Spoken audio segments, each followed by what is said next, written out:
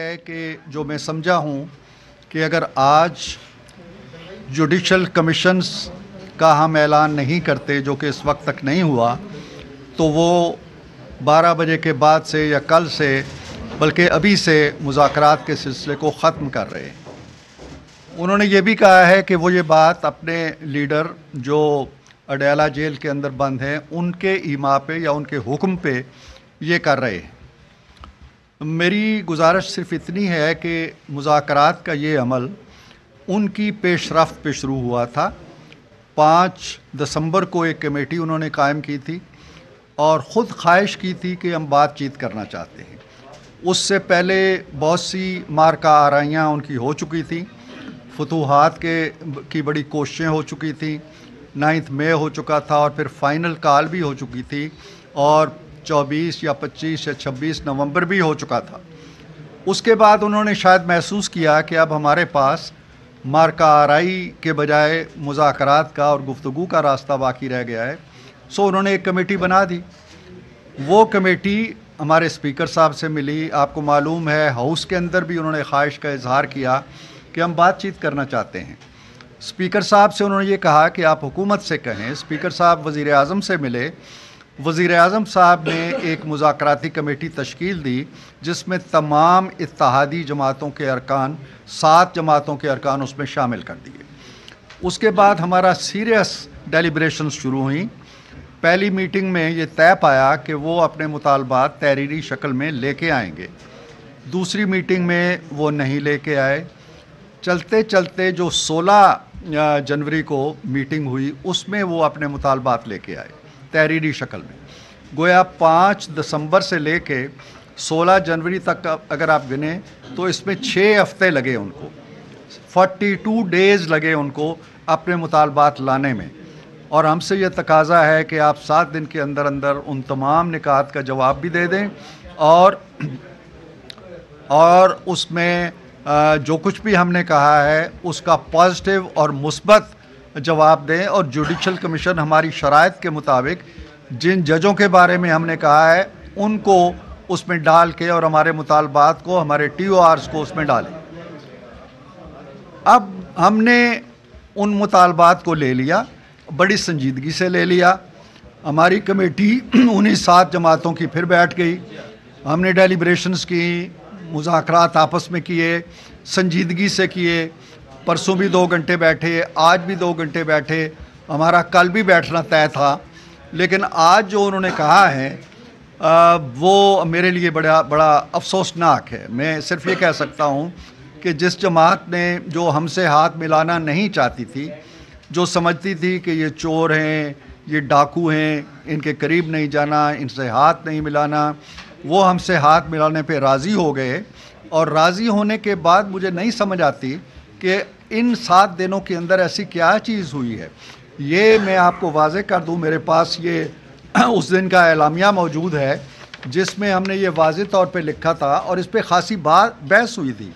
ہم نے کہا تھا کہ دونوں کمیٹیوں کے درمیان طے پایا کہ حکومتی کمیٹی 7 ورکنگ دنوں کے اندر اندر اپوزیشن کے مطالبات پر اپنا باضابطہ تحریری موقف دے گی۔ یہ ایگریڈ ایک رائے تھی یا بیانیہ تھا۔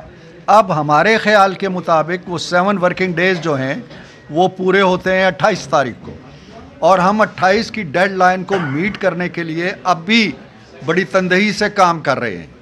لیکن مجھے کوئی لفظ مل نہیں رہے سوائے اس شعر کے کہ ان کو آنے کی بھی بے تابی تھی اور جانے کی بھی جلدی ہے بہت۔ وہ جس بے تابی سے آئے تھے اسی بے تابی سے جا رہے ہیں واپس۔ ہم انہیں کہتے ہیں کہ ابھی نہ جائیں، کچھ دن ٹھہر جائیں، موسم خوشگوار ہونے دیں، سازگار ہونے دیں۔ جن جو اہداف آپ کے ہیں یا جس میں آپ کی ایکسپرٹیز ہیں یا جو کچھ آپ پہلے کرتے رہے ہیں وہ 6 دن بعد بھی ہو سکتا ہے۔ ہم تو 28 دن کی تاریخ دے چکے ہیں اسپیکر صاحب کو کہ جی آپ اجلاس بلائیں، ہم تمام ان کے مطالبات کے بارے میں اپنے موقف لے کے آئیں گے۔ 7 پارٹیاں جب متفق ہو جائیں گی، جو کہ آلموسٹ ایک رائے ہماری آلموسٹ بن چکی ہے، تو اس کے باوجود ان کا مجھے نہیں سمجھ کہ جو چیز آج 23 تاریخ کو ہونا ناگزیر ہے، ضروری ہے، اتنی ضروری ہے کہ وہ جس مذاکراتی عمل کے لیے بڑے بیتاب تھے اس کو بھی بھاڑ میں جھونکنے کے لیے تیار ہیں، صرف 5 دن مزید انتظار نہیں کر سکتے۔ مجھے اس کی لاجک سمجھ نہیں آئی۔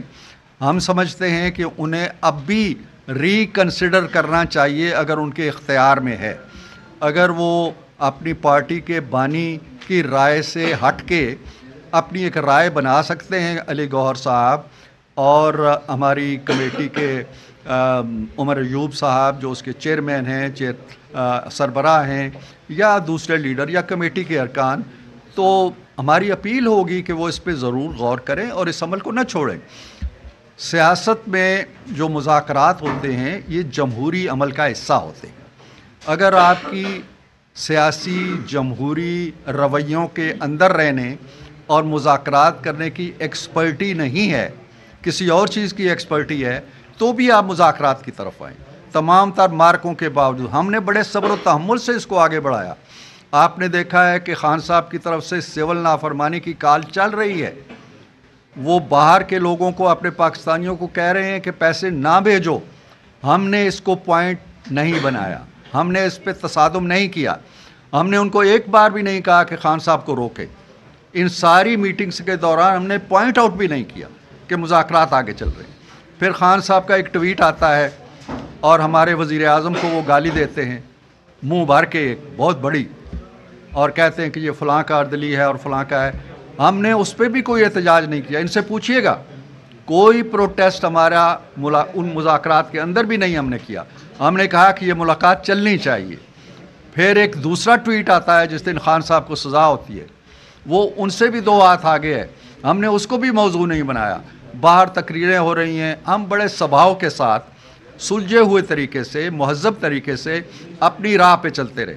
اگر ہم چاہتے، اگر ہماری طرف سے، ہمارے کسی لیڈر کی طرف سے وہ ٹویٹ آئے ہوتے تو ہماری تکہ بوٹی ہو جاتی، اسی دن مذاکرات ختم ہو جاتے۔ اگر ہمارا کوئی لیڈر اس لیڈر کے بارے میں اس طرح کے الفاظ استعمال کرے تو ہم کیوں یہ کر رہے تھے؟ ہم اس لیے کر رہے تھے کہ ہم مذاکرات کو مذاکرات کی اسپرٹ کے مطابق، جمہوریت کی اسپرٹ کے مطابق، گیو اینڈ ٹیک کی اسپرٹ کے مطابق آگے بڑھانا چاہتے تھے۔ اب آپ نے اچانک یکا میں یہ پیغام دے دیا ہے۔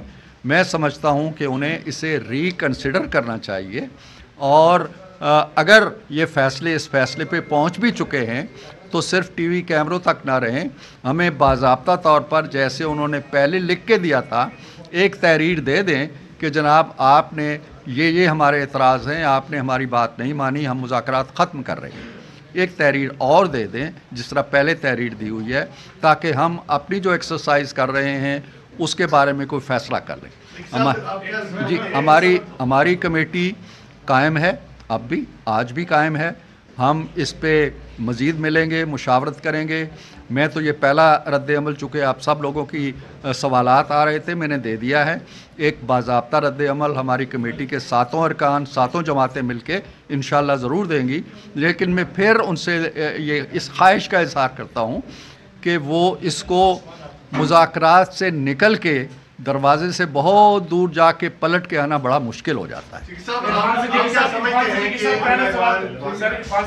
پہلی بات تو یہ ہے کہ آپ ایک جمہوری سوچ رکھتے ہیں۔